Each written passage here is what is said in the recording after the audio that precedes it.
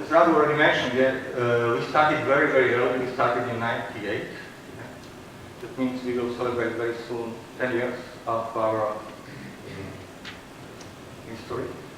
That means that the maturity of our products are already there.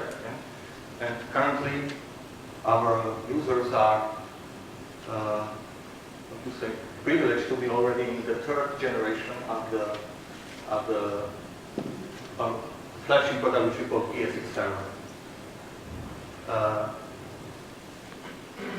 And of course, during this time, we were adding functionality. So at the very beginning, it was this hypervisor, something we call VM kernel, the very basic.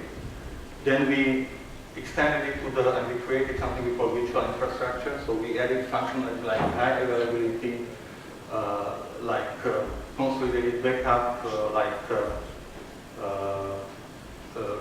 dynamic resource scheduling, etc., etc. And currently we are adding the third layer, which is automation and management. Yeah? We have a manager which is called which we call virtual center, which is the boss of the virtual environment, virtual infrastructure. So what is new in the third generation is basically that after these 10 years, we got it, what is the most important and what is, let's say, not that important, and we downsized the kernel, which is now 32 megabytes footprint, something like 120,000 of program lines, very, very thin, but which is doing which is running the full virtualization support. And we have agreed with the key server providers such as Dell, HP, IBM, and now this kernel, something we call ESX Server 3i, will be already pre-installed in the servers. That means it's for us a very important step. That means that the virtualization is going mainstream. I believe the first will be Dell. So before it was, we had a kernel and we had a favor of the Red Hat Unix, and which was the kind of a manager or installer of this kernel, and which was 2 gigabytes, by the way, rather big.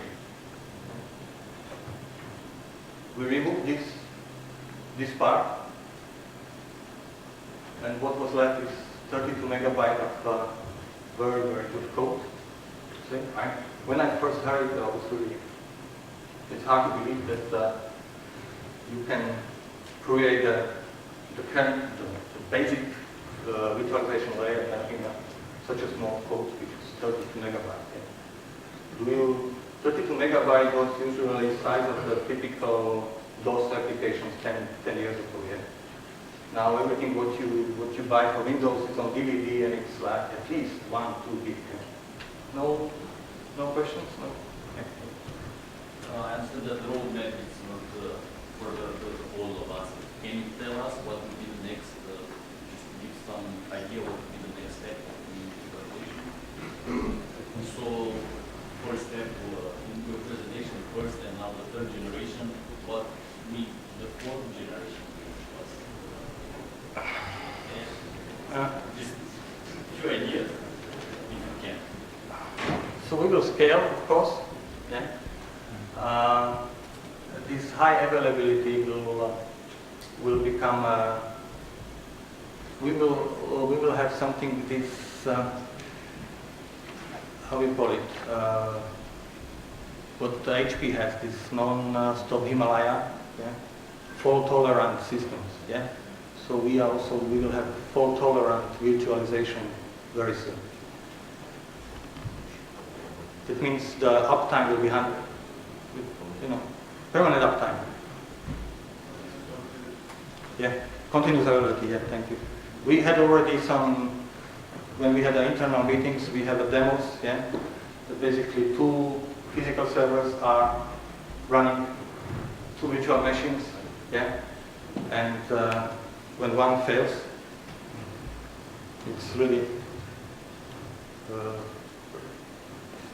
real-time cluster, yeah, something like this. So we know that it is right now how high availability is stable with memories or what?